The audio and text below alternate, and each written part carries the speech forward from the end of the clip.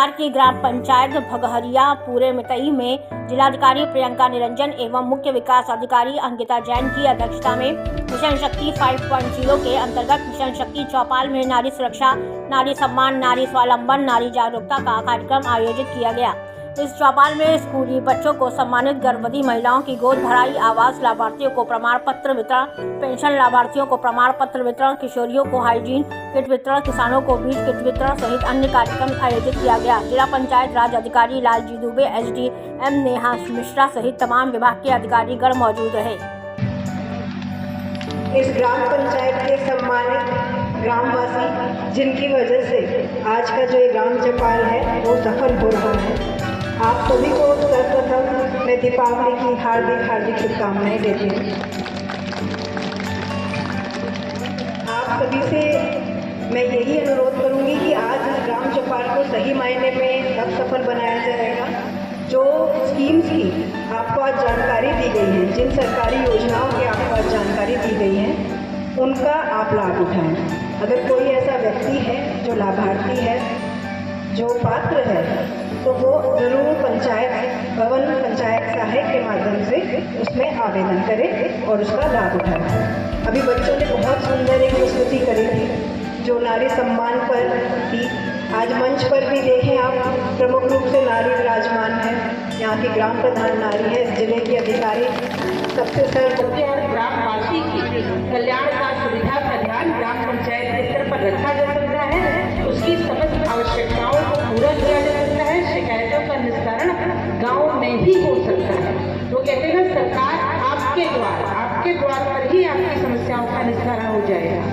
और मिशन शक्ति का भी जो कार्यक्रम चल रहा है, दूसरा एक और प्रमुख कार्यक्रम चल रहा है, हमारे माननीय मुख्यमंत्री जी ने कहा है 2047 तक हमको यूपी को $1 ट्रिलियन इकोनॉमी बनाना है।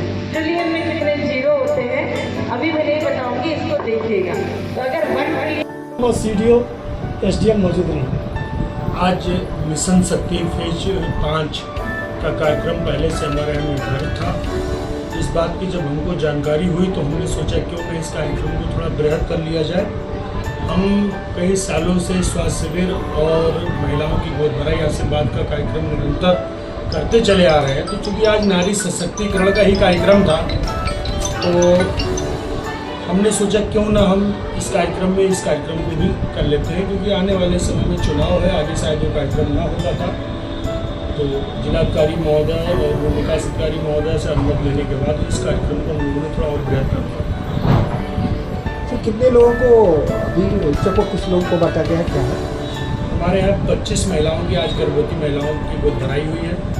5 ऐसी लाभार्थी हैं जो जात से बासपोर हैं, जो सरकार की मंशा थी बासपोर, धनखड़ ऐसे लोगों को मुख्यमंत्री आवास देने की।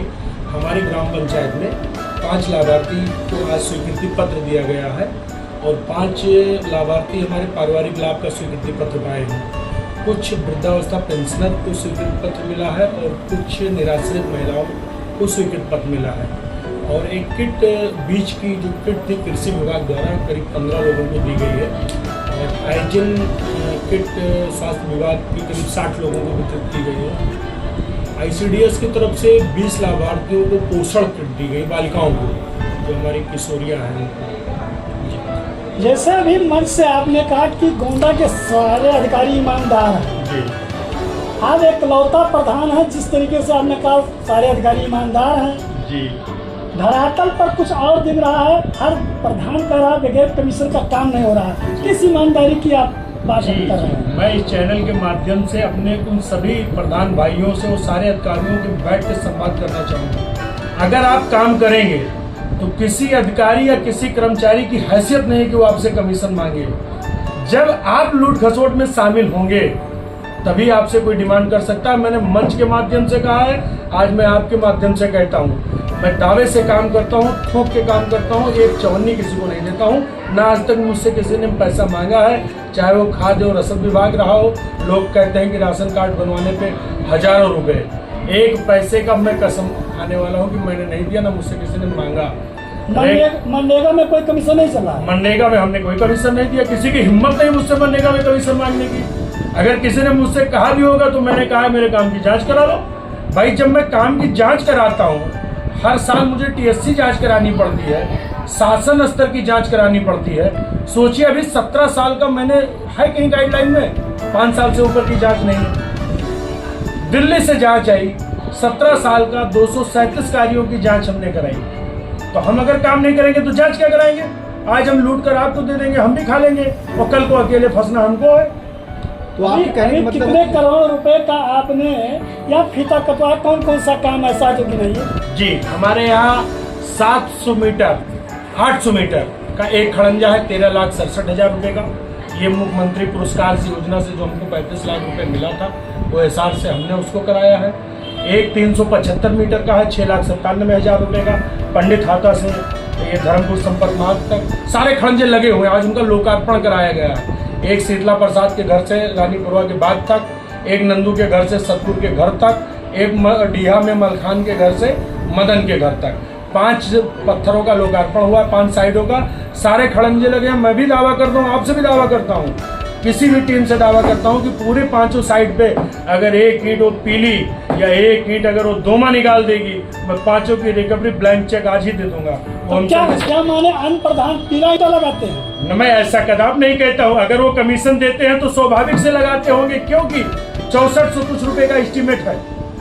मैं कैसे मान लूँ कि वो कमीशन देने के बाद में अव्वल खंजर ईंटा लगाते होंगे? मैं कभी नहीं मानूंगा।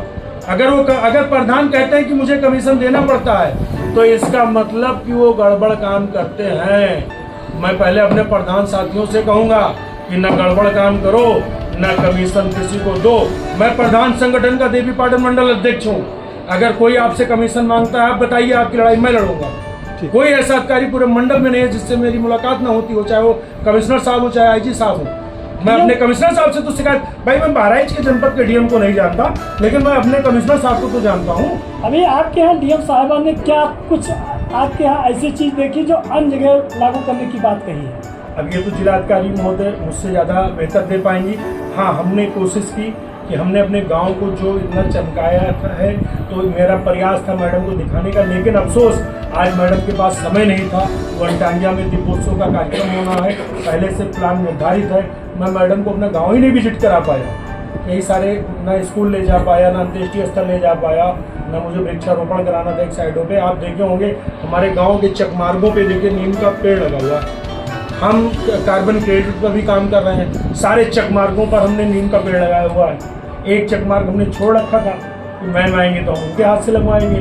अफसोस आज हो रहेगा। आप क्या कितनी मुस्लिम महिलाओं को गोद भराई कराई गई? मुस्लिम महिलाएं अभी मैं सूची देख के बता पाऊंगा, क्योंकि मैं इतना व्यस्त था कि मैं गिन नहीं पाई। टोटल 25 महिलाएं हैं। हमारे लिए क्या मुस्लिम का है, क्या हिंदू, क्या अनुसूचित?